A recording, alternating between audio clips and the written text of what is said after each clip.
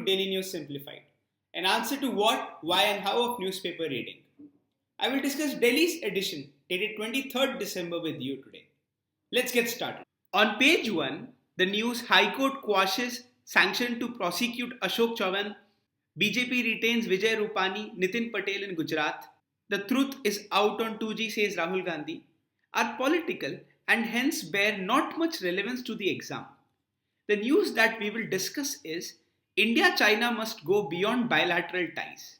The news relates to the special representative talks between the National Security Advisor of India and the State Councillor of China. The talk has stressed on the need for the India-China relation to go beyond the bilateral ties and stressed on the consensus that was reached between the Prime Minister of India and the Chinese President at the SCO or the Shanghai Cooperation Organization's conference that was held in June. The consensus stressed on the need to prevent differences from becoming into disputes. Further, India and China also agreed on the need to create an island of stability with reference to the unpredictable global scenario.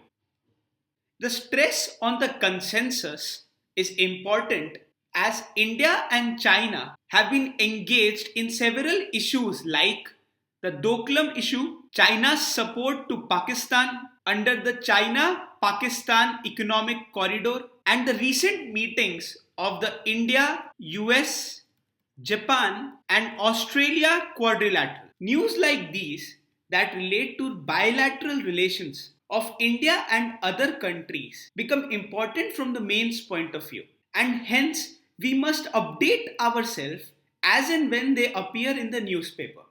We move on to the next news.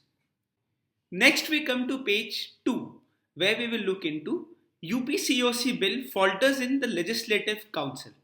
The news relates to the Uttar Pradesh Control of Organized Crimes Bill that has been formulated to combat land mafia, kidnapping, and the politician criminal nexus. For this, the draft bill gives the power to the government to take over the land accumulated through organized crimes. Further, it proposes to extend the period of filing charge sheets to 180 days.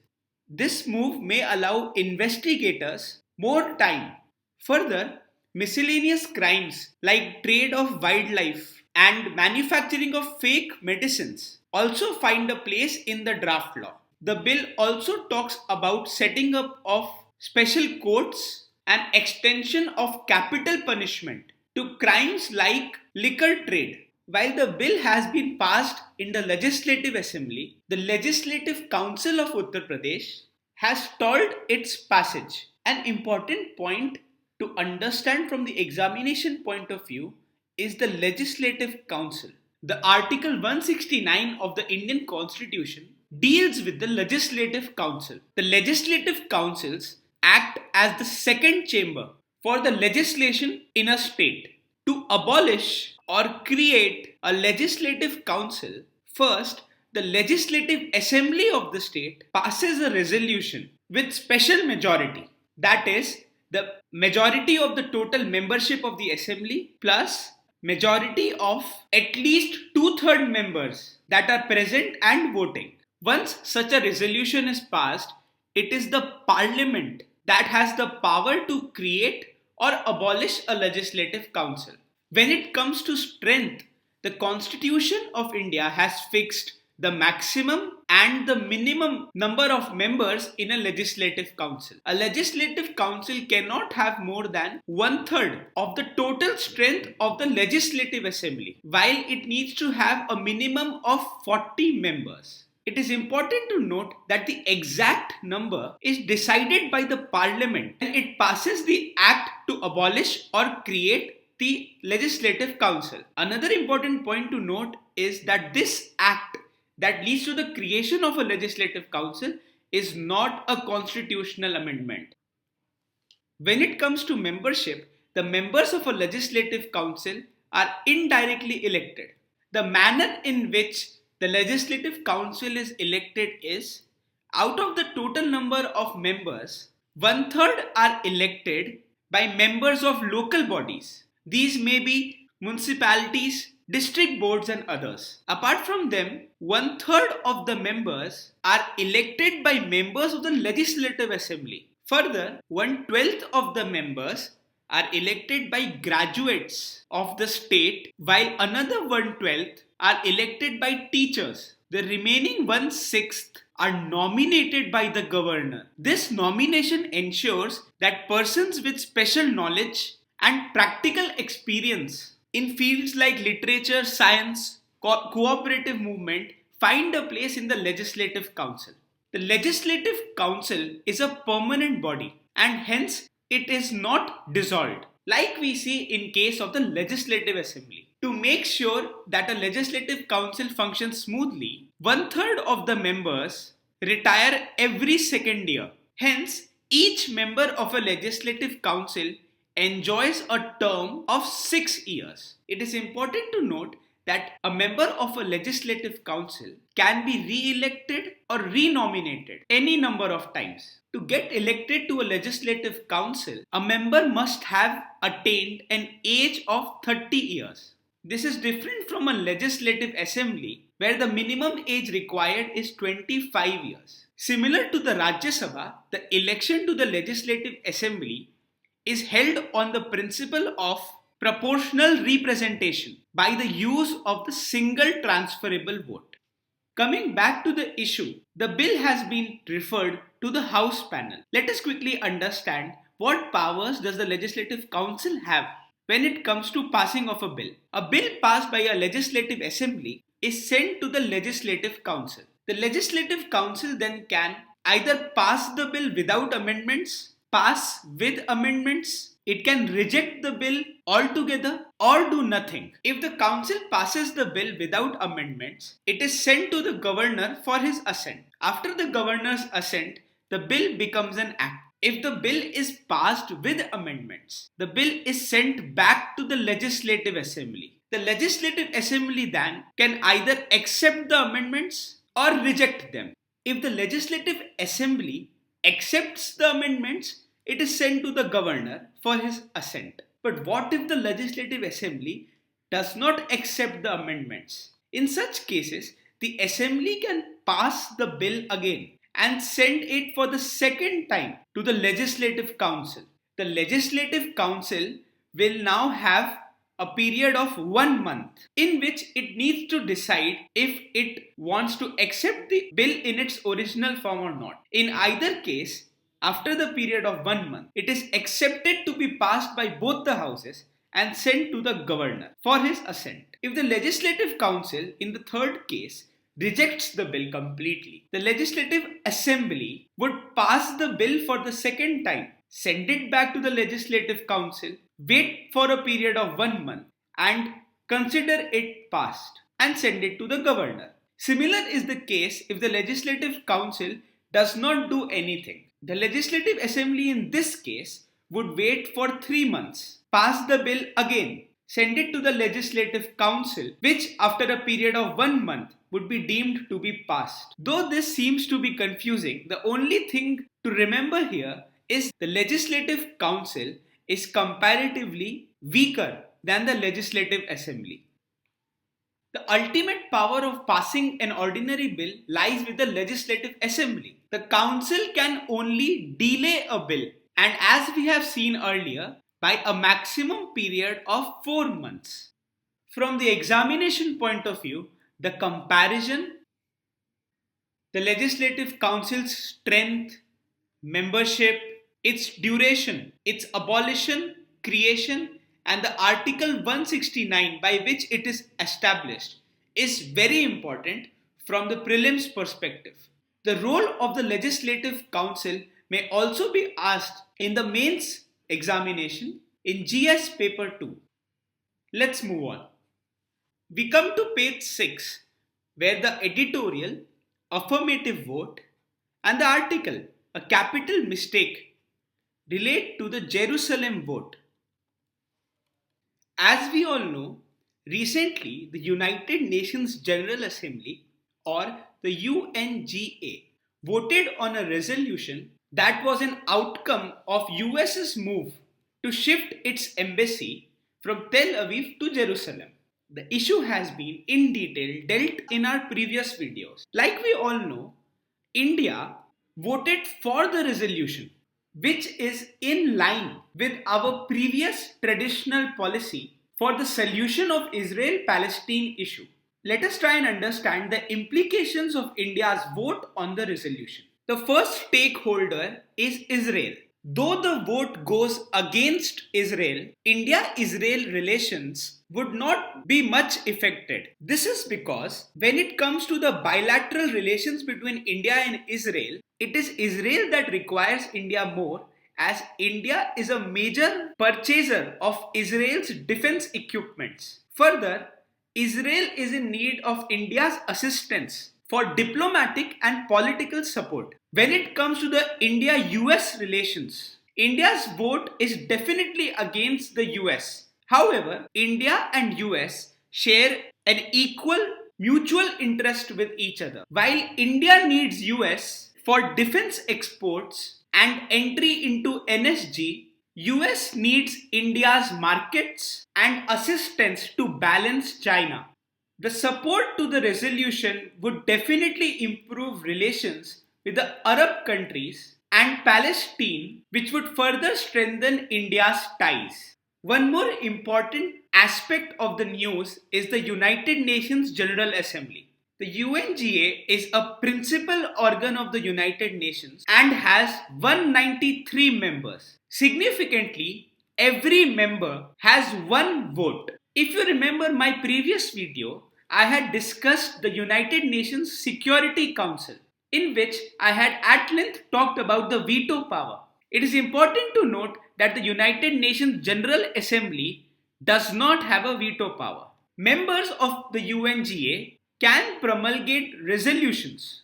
If these resolutions relate to peace and security, they need to be passed by 2/3 majority. Most of the issues that require international consensus, like the Sustainable Development Goals or the previously discussed Nuclear Weapons Ban Treaty, were adopted in the United Nations General Assembly. One more important thing to note is that apart from the member nations, the UNGA also comprises of observers. These observers are non-member states or organizations that are invited to the sessions of the UNGA. The recent resolution is very important from prelims and mains perspective. The resolution has huge symbolic implications on the US, and by voting in favor of the resolution, India has shown a clarity of purpose. A question can also be formed in the prelims examination on the United Nations General Assembly. Let's move on. Next we come to page 11, where we will look into PCA only to improve banks' health, says RBI. The news talks about the prompt corrective action, a mechanism that has been put in place by RBI to protect banks. If you have carefully watched our previous DNS, in my coverage of the Financial Resolution and Deposit Insurance Bill, I had explained that banks in India and across the world have become too big to fail. And over the last few decades, nations across the world are facing problems of failing banks. Now, bank is very integral to the proper functioning of an economy, and hence it is important to make sure that banks do not fail.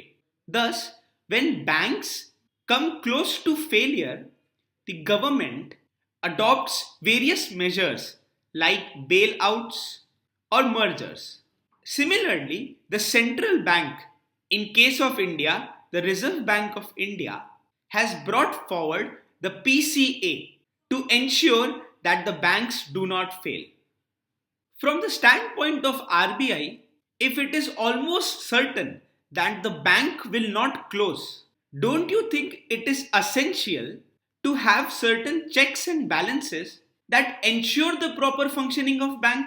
These checks and balances have been taken into account under the prompt corrective action. The Reserve Bank has observed that there are three key indicators that are important for the healthy functioning of a bank.